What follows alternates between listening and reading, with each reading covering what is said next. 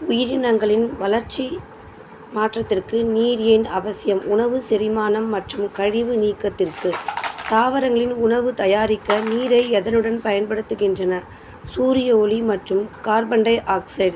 பாதுகாப்பு மற்றும் விழிப்புணர்வு. சுனாமி என்பது எதனால் ஏற்படும் நீர்ச்சீற்றம்? கடலுக்கடியில் ஏற்படும் நிலநடுக்கம். தண்ணீர் தட்டுப்பாட்டை தவிர்க்க நாம் செய்ய வேண்டியது என்ன? நீரை சிக்கனமாக பயன்படுத்துதல்.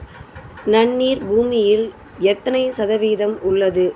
சுமார் 2.5% முதல் 3%. தொழிற்சாலை கழிவுகள் கலப்பதால் நீர் என்னவாகிறது?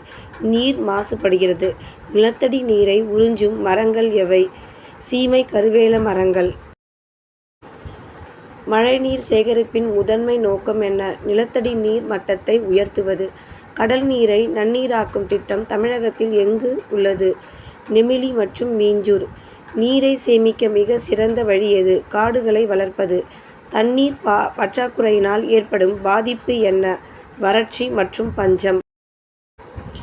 மழைநீரும் மண்ணும் மலையும் அணிநிழற் காடும் உடையது எது? அரண்.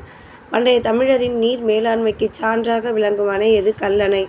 உணவு எனப்படுவது நிலத்தோடு நீரே என்று பாடியவர் யார்? குடப்புலவியனார். திருத்தொண்டர் புராணத்தை இயற்றியவர் யார்? சேக்கிழார்.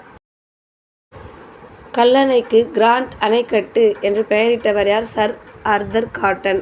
முல்லை பெரியாறு அணையை கட்டியவர் யார்? John Pennycuick. ஜான் பென்னிகுயிக் எதற்காக தனது சொத்துக்களை விற்றார்?